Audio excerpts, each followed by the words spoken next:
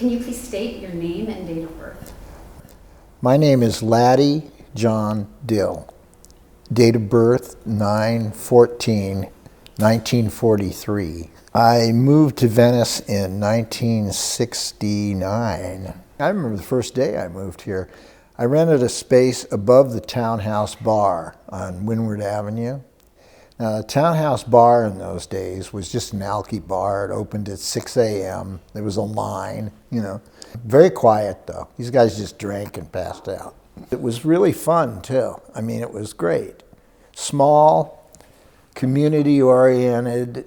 The boardwalk is not what it is now, you know. And there was a Jewish community here, you know, of Auschwitz survivors. You know, the guy had a deli down here. And it was just a smaller community, and it was kind of magical. Out my back window was a view of what, well, now is the Irwin Hotel. I walked downstairs, and I ran into Roger Webster. I never met him before, and he's a really great guy, actually, very intelligent man. And we're halfway through a 15-minute conversation. He goes, "I'm going to have to leave you now because I'm really peaking on acid, and we can continue this later." You know, so we've known each other for 60 years. You know, we all know about Roger and his real estate. I never really rented anything from Roger until the last few years. But these guys would, you know, they'd pick up a building for $25,000. You could buy a lot for $15,000 when I first moved here. They wouldn't do a thing to it. They'd just buy a building. And artists were the best thing because artists are intelligent people and have no problem fixing it up on the interior, you know. So these guys had it made. It was cheap space. The ocean was a perk. It was not the criteria.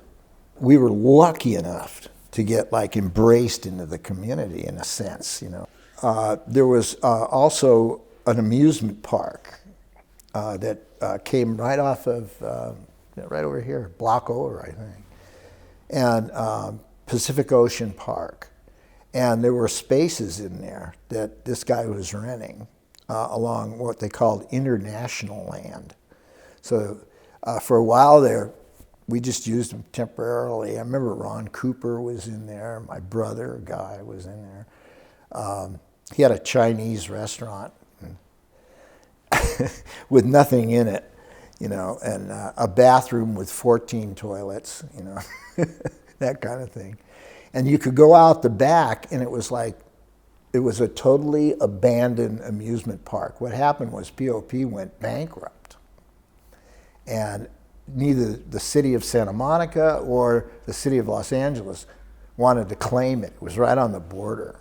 And because if they claimed it, they'd have to renovate it or tear it down, or just millions, you know, just to do it. So it was in a catch-22, so it was there for quite a while.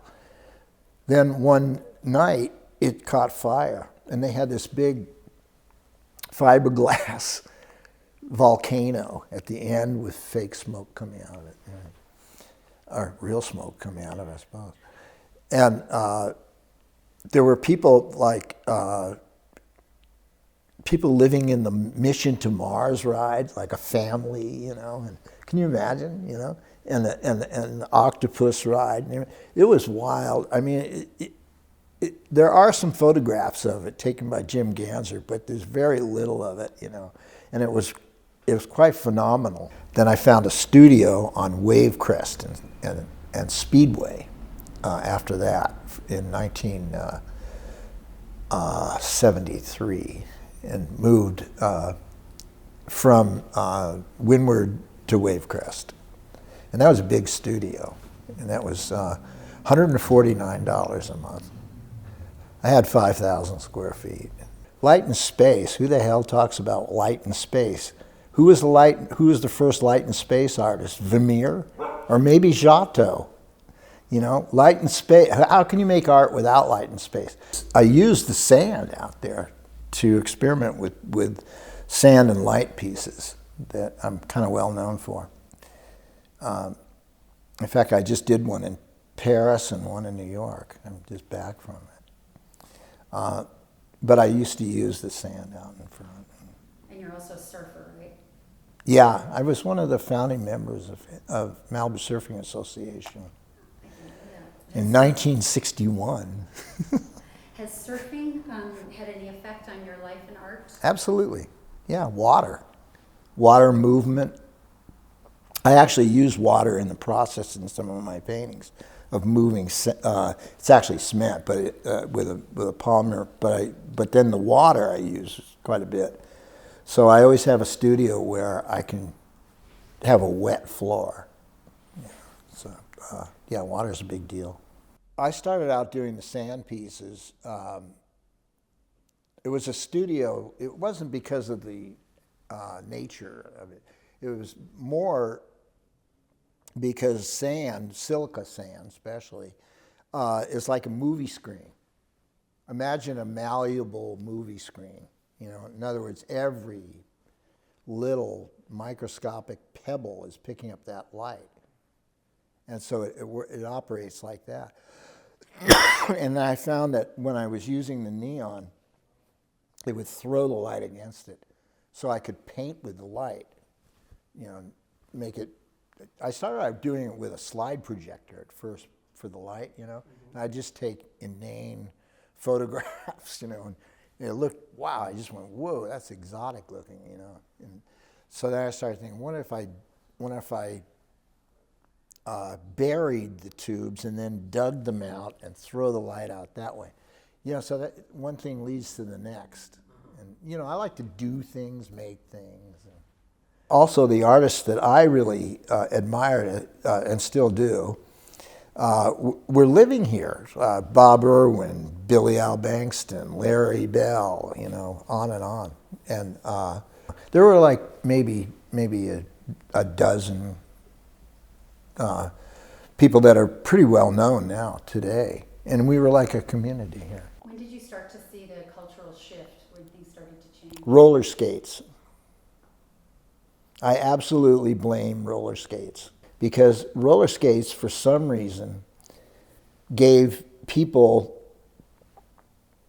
the illusion that they were moving, they were faster, you know, safe. So you'd start to see these guys made a fortune. They were renting them out their window, you know, this little box. But you know, you'd see people coming down from Santa Monica and stuff like that. Larry Bell, who's world famous, you know, he's probably famous on Mars even, you know, sweetest guy in the world, was one of the first to show at a really good gallery in New York, you know, that I can remember. There were a couple of galleries that showed LA artists, but they weren't like really powerful galleries. And of course, then you had Ed Richet after that, and Irwin, and that generation. Those guys are, let's say, they're a good 10 years older than I am. So they're getting old.